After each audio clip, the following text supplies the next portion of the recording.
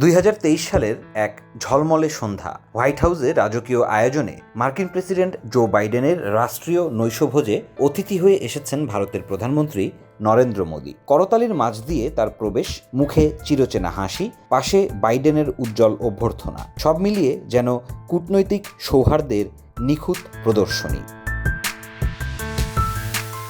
কিন্তু এই বাহ্যিক হাসি ও আলোকোজ্জ্বল চিত্রের আড়ালে জমে উঠছিল এক নতুন নাটক। ঠিক সেদিনই হাজার মাইল দূরে সাবেক মার্কিন প্রেসিডেন্ট বারাক ওবামা এক সাক্ষাৎকারে বললেন এমন এক কথা যা শুধু কূটনৈতিক মহল নয়, গোটা বিশ্বের মিডিয়াকে নাড়িয়ে দিল। তার কণ্ঠ ছিল শান্ত, কিন্তু উচ্চারণ ছিল বিস্ফোরণের মতো। ভারতে যদি মুসলিম সংখ্যালঘুদের অধিকার নিশ্চিত না করা হয়, তবে একদিন দেশটি টুকরো টুকরো হয়ে যাবে।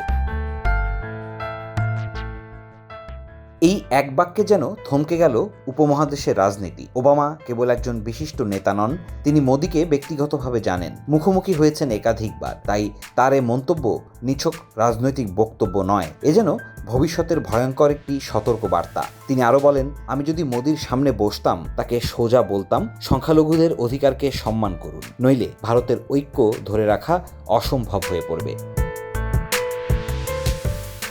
যখন বাইডেন মোদি হোয়াইট হাউসে হাসি মুখে ছবি তুলছেন, তখনও মিডিয়ায় ব্যাপকভাবে ছড়িয়ে পড়েনি ওবামার সেই সাক্ষাৎকার। বাইডেন এক যৌথ সংবাদ সম্মেলনে বলছিলেন, আমাদের ডিএনএতে গণতন্ত্র রয়েছে, আর মোদিও বলছিলেন, ভারত বৈষম্যবিহীন দেশ, যেখানে সংবিধান সকল নাগরিকের অধিকার রক্ষা করে।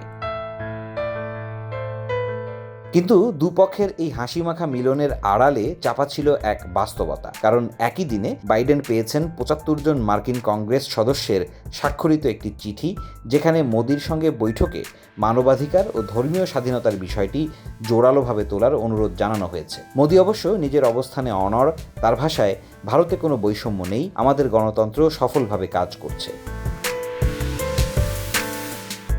এই বক্তব্য যে পূর্ব নির্ধারিত ছিল তা বোঝা যায় সংবাদ সম্মেলনের নির্বাচিত প্রশ্ন থেকে, যেখানে প্রশ্নের ধরনও আগেই ঠিক ছিল। তবু মোদি ছিলেন আত্মবিশ্বাসী। কিন্তু বাইরে তখন গর্জে উঠেছে আন্তর্জাতিক media, CNN, BBC, New York Times, NDTVতে একটাই শিরোনাম, India risks breaking apart if minority rights not protected, Barack Obama wants.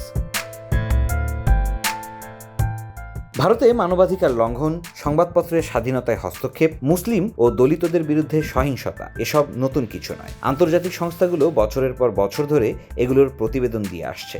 তবে ওবামার মতো উচ্চ পর্যায়ের একজন সাবেক রাষ্ট্রপ্রধানের মুখে এমন স্পষ্ট হুঁশিয়ারি এই প্রথম। এ বক্তব্য দুই দেশের বন্ধুত্বকেও এক কঠিন প্রশ্নের মুখে দাঁড় করায়। যুক্তরাষ্ট্র কি কেবল কৌশলগত স্বার্থের জন্য ভারত সরকারের মানবাধিকার লঙ্ঘনের বিষয়গুলো উপেক্ষা করবে?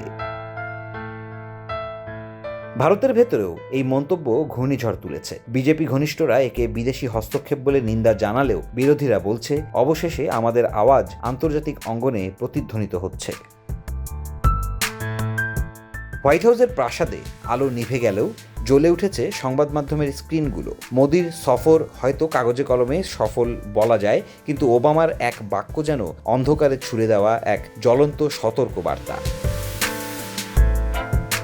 আর আজ 2025 সালেও ভারত সেই একই বাস্তবতার মধ্য দিয়ে যাচ্ছে। ভেতরে সংখ্যালঘুদের ওপর নির্যাতন, বাইরে প্রতিবেশীদের সঙ্গে সংঘর্ষ। তাহলে কি ওবামার ভবিষ্যৎবাণী সত্যি হতে চলেছে? ভারত কি টুকরো টুকরো হওয়ার পথে? Desk report, Dhaka express.